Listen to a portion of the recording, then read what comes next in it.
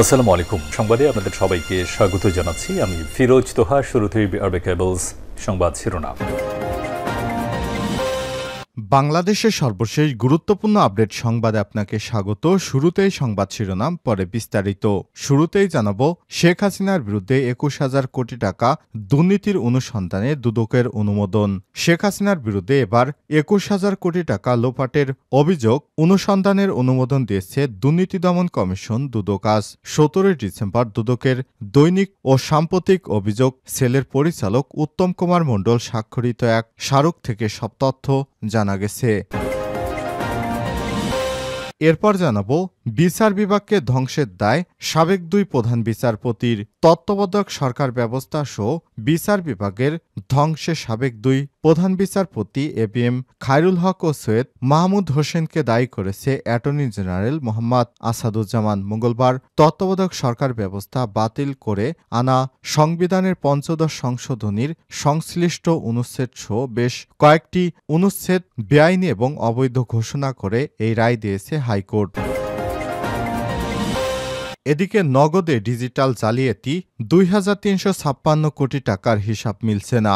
মোবাইলের আর্থিক প্রতিষ্ঠান নগদ লিমিটেড এর বড় ধরনের জালিয়াতির অভিযোগ পাওয়া গেছে। ভুয়া পরিবেশক ও এজেন্ট দেখে প্রতিষ্ঠানটিতে আর্থিক জালিয়াতি এবং অতিরিক্ত ইলেকট্রনিক অর্থ বা ই-মানি তৈরি করা হয়েছে। এসব কারণ হিসেবে মিলছে না ২,৩৫৬ কোটি টাকার।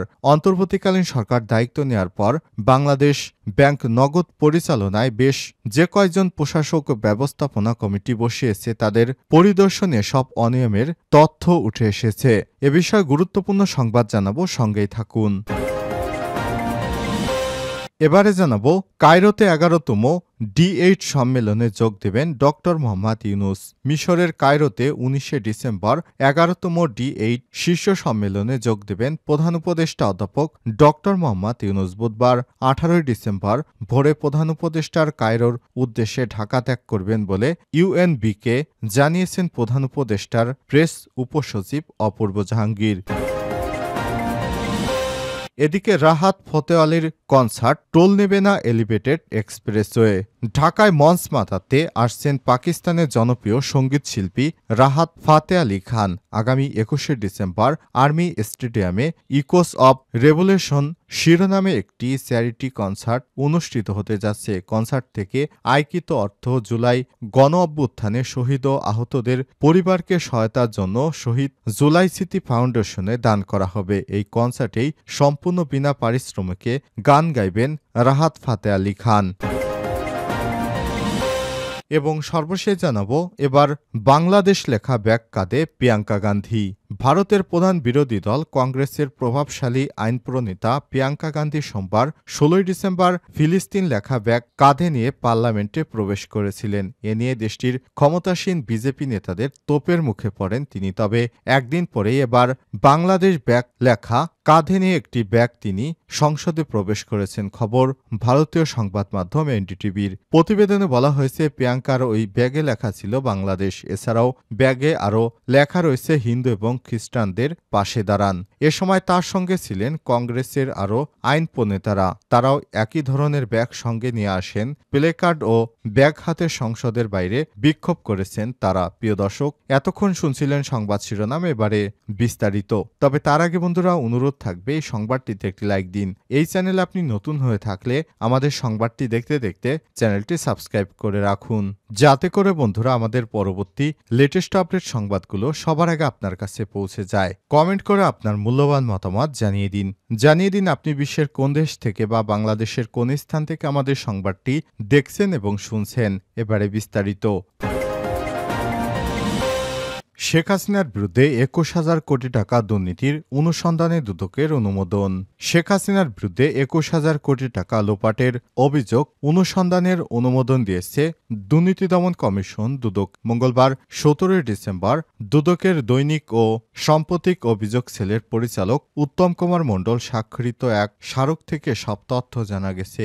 এতে বলা হয়েছে, শেখ হাসিনার সময়ে যে অর্থগুলো তিনি বিদেশে সরাসরি শেখ হাসিনার সম্পৃক্ততায় বিদেশে বিদেশে পাচার হয়েছে সেই টাকাগুলো ফেরত আনার জন্য অনুসন্ধান করতে হবে এবং এই অনুসন্ধান থেকে প্রাপ্ত তথ্য গণমাধ্যমকেই জানাতে হবে। মঙ্গলবার তত্ত্বাবধায়ক সরকার ব্যবস্থা বাতিল করে আনা সংবিধানের পঞ্চদশ সংশোধনী সংশ্লিষ্ট অনুচ্ছেদ সহ বেশ কয়েকটি অনুচ্ছেদ বেআইনি এবং অবৈধ ঘোষণা করে রায় দিয়েছে হাইকোর্ট। বিচারপতি ফারাহ মাহবুব ও বিচারপতি দেবাশিস রায় চৌধুরীর হাইকোর্ট বেঞ্চ এ রায় দেয়। এর ফলে আবার ফিরল নির্বাচন চলাকালীন তত্ত্বাবধায়ক সরকার ব্যবস্থা।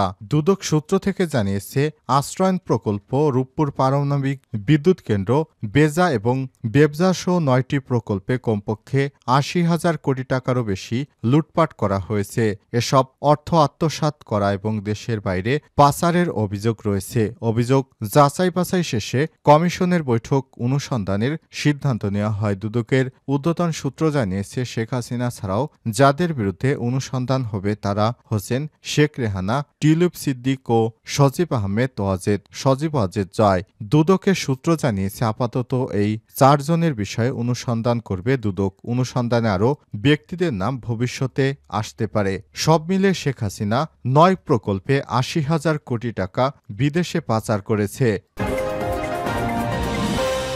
বিচার বিভাগ ধ্বংসের দায় সাবেক 2 প্রধান বিচারপতি। তত্ত্বাবধায়ক সরকার ব্যবস্থা সহ বিচার বিভাগ ধ্বংসে সাবেক 2 প্রধান বিচারপতি এবিএম খায়রুল হক ও সৈয়দ মাহমুদ হোসেনকে দায়ী করেছেন অ্যাটর্নি জেনারেল মোহাম্মদ আসাদুজ্জামান। মঙ্গলবার তত্ত্বাবধায়ক সরকার ব্যবস্থা বাতিল করে আনা সংবিধানের পঞ্চদশ সংশোধনী সংশ্লিষ্ট অনুচ্ছেদ সহ বেশ কয়েকটি অনুচ্ছেদ বেআইনি এবং অবৈধ ঘোষণা করে রায় দিয়েছে হাইকোর্ট। বিচারপতি ফারাহ মাহবুব ও বিচারপতি দেবাশিস রায় চৌধুরীর হাইকোর্ট বেঞ্চ এ রায় দেন। এর ফলে আবারও ফিরল নির্বাচন চলাকালীন তত্ত্বাবধায়ক সরকার ব্যবস্থা। রায়ের পর সাংবাদিকদের সঙ্গে কথা বলেন attorney general Mohammad Asaduzzaman. Attorney general বলেন, তত্ত্বাবধায়ক সরকার ব্যবস্থা বিচার বিভাগ ধ্বংস করেছে সাবেক বিচারপতি এবিএম খায়রুল হকের পর আরেক প্রধান বিচারপতি সৈয়দ মাহমুদ হোসেন দায়ী। এদিকে রায়ের পর্যবেক্ষণে হাইকোর্ট বলেছে, পঞ্চদশ সংশোধনী ছিল সংবিধানের 13শ সংশোধনী নিয়ে সুপ্রিম কোর্টের আপিল বিভাগের সংক্ষিপ্ত রায়ের পরিপন্থী।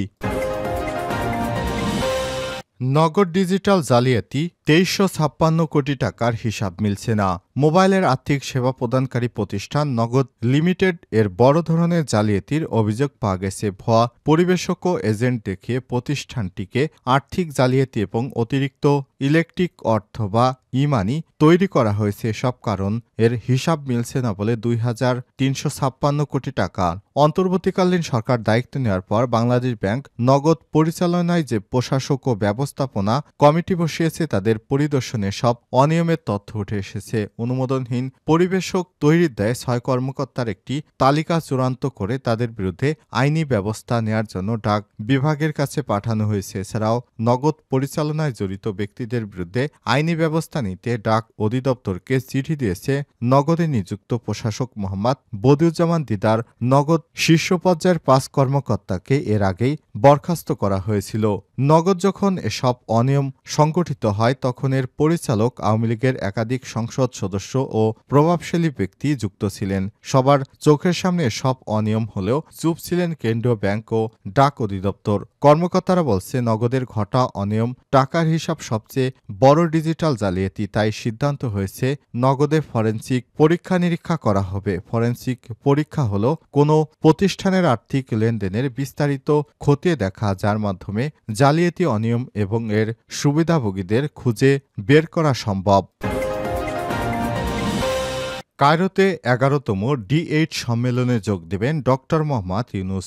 মিশরের কায়রোতে 19শে ডিসেম্বর 11তম D8 শীর্ষ সম্মেলনে যোগ দেবেন প্রধান উপদেষ্টা অধ্যাপক ডক্টর মোহাম্মদ ইউনূস। বুধবার 11 ডিসেম্বর ভোরে প্রধান উপদেষ্টা কায়রোর উদ্দেশ্যে ঢাকা ত্যাগ করবেন বলে ইউএনবিকে জানিয়েছেন প্রধান উপদেষ্টার প্রেস সচিব অপূর্ব জাহাঙ্গীর। শীর্ষ সম্মেলনের ফাঁকে ডক্টর মোহাম্মদ ইউনূসের কয়েকটি বৈঠক হওয়ার সম্ভাবনা রয়েছে। সেই প্রস্তুতিও চলছে বলে জানিয়েছে পররাষ্ট্র মন্ত্রণালয়।